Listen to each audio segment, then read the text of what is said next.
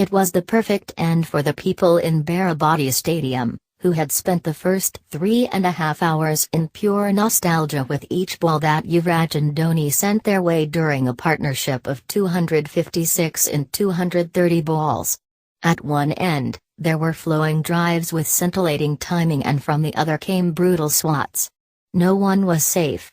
Not Stokes, who was winded when Dhoni whacked a ball back at Yuvraj Singh, and MS Dhoni's centuries helped India post 381-6, the highest total in Cuttack.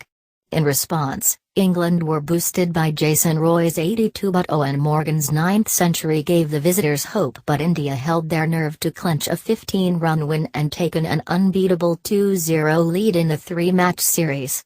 Relive all highlights of India vs England's second ODI here. Is chest. Not Alex Hales, who was wringing his fingers after trying to get under a pull from Dhoni. Not even the Spider-Cam was spared damage. Yuvraj wasn't quite as murderous, or maybe he was and was just a little bit kinder to things both living and non-living on the ground. He came in at the end of the third over, enjoyed England trying to bounce him out on a pitch that barely had any int. There was no place for such emotion with Dhoni. He was what the situation made him. When he came in at the fall of Kohli's wicket in the 5th over, he blocked 14 straight deliveries from Chris Woakes, who was the sole reason India were 25 for 3.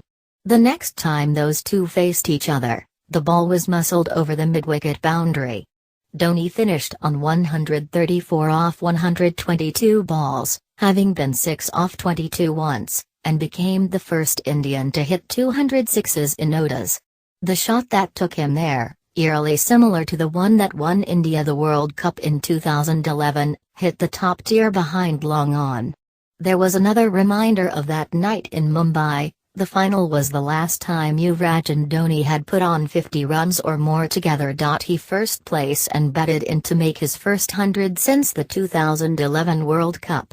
It came off his 98th delivery, and the celebrations made it clear how much the innings meant to him. He looked skyward, with his hands aloft. Then the bat handle thumped into his chest and he may even have become misty-eyed. At 35 years, having spent 3 years nowhere near the ODI team, wondering what would become of his career, coming back with his highest score had to be sweet.